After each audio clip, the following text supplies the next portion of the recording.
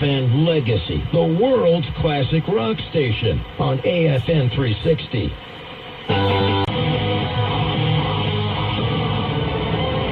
Bubba says bye-bye and trucks tonight at Richmond. I'm Woody Kane. The story next on NASCAR Today. Silly season is far from over, with word today from Bubba Wallace that he plans to leave Richard Petty Motorsports at the end of the season. He tweeted that he thinks it's time for someone else to take the wheel of the King's number 43 car. No replacement has been named. Elsewhere, the Gander RV and Outdoors Truck Series regular season finale is up tonight at Richmond Raceway, where Derek Kraus is just 10 points out of the final playoff spot. Yeah, I mean, I'm a little nervous. The more that I think about it, the more I get nervous about it. But I feel like once I start my helmet on, it'll definitely be in the back of my mind a little bit. But we'll be 100% focused on making sure the Tundra's handling well and making sure that we're going forward in the race. We've got the Toyota Care 250 live tonight at 7:30 Eastern Time. I'm Woody Kane. This is NASCAR Today on the Motor Racing Network. From ABC News, I'm Daria Aldinger. President Trump telling supporters in Michigan why he downplayed the threat of COVID-19 to the American public, while he told reporter Bob Woodward that he knew it was a dangerous airborne virus. Whack job that wrote the book, he said, well, Trump knew a little bit. They wanted me to come out and scream, people are dying, we died. No, we did it just the right way.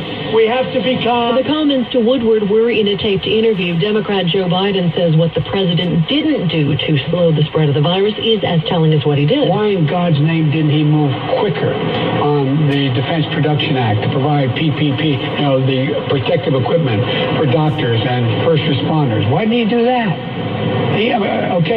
He says he didn't want to panic people. Well, at least make sure everybody has the equipment they need. Biden on CNN's The Lead with Jake Tapper. A New York federal court ruled that President Trump broke the law when he attempted to exclude undocumented immigrants from the U.S. Census. At least 17 deaths are now blamed on historic wildfires burning across the West. With 4 months still to go until the end of wildfire season, this year has already produced historic destruction. In California, the fast-moving Bear Fire among the nearly 30 major fires burning in the state.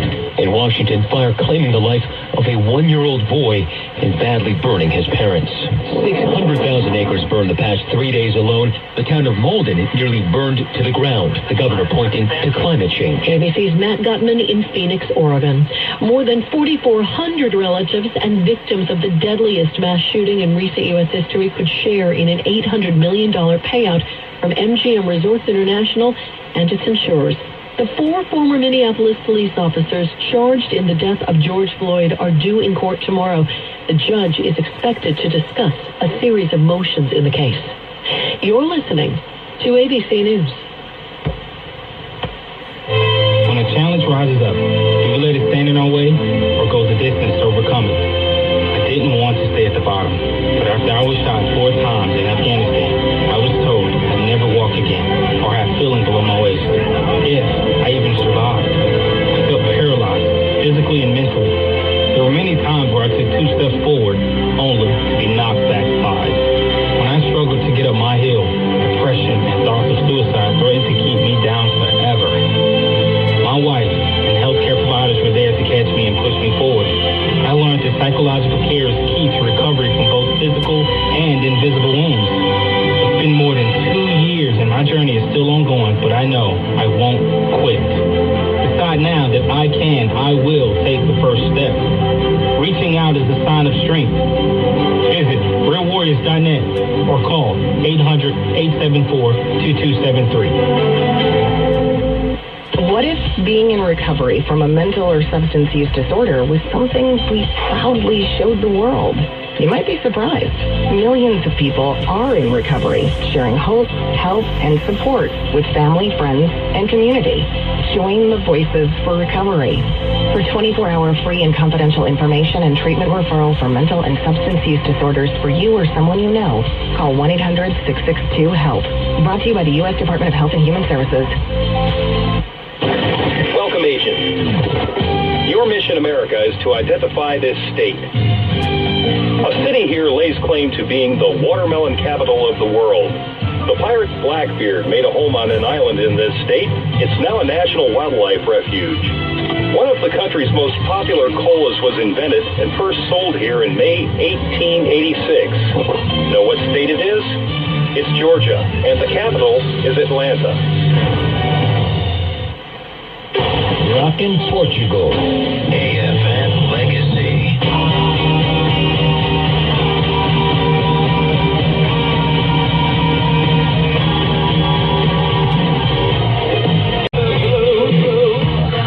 Good morning and everything in between. It's 11:16 on your Friday, September 11th, Patriots Day, and we're talking about some stories of heroism from that day 19 years ago. It's hard to believe that it's already been that long. Time flies.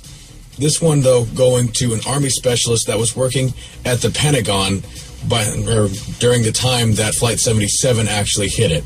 He was working as a tour guide on the opposite side of the building when it was struck and actually didn't hear it. But, he was a former volunteer firefighter and a trained EMT, and he responded after a Navy captain asked for anyone with medical training. So he ended up running around the entirety of the building.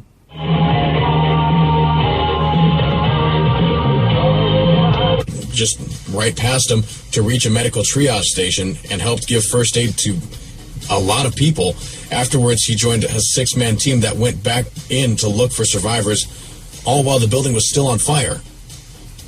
So when people started streaming out of the building, he just went straight for it instead. It's the idea that he ran towards the danger and decided to use his skills in a way that benefited others and thought and acted in the moment. It was the idea that, his selfless service most likely saved a number of lives, and that he decided to give of himself unto others, which is something that I will always encourage that you do. If you see somebody anywhere today that might need a hand, or anywhere at any time in your life that might need a hand, it never hurts to just say, hey, what can I do?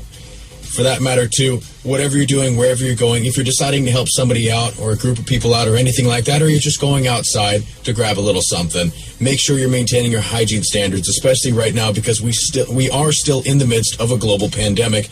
As annoying as it has been for the past 7 months, I know we're all tired of it, and we want it to be gone as soon as possible, and this is the best way to do it. So make sure you're washing your hands, wearing a mask, socially distancing, and sanitizing when you can and where you can, because it'll help keep yourself and everyone else around you that much safer and that much healthier, and that way you can get back to living your normal life as soon as possible.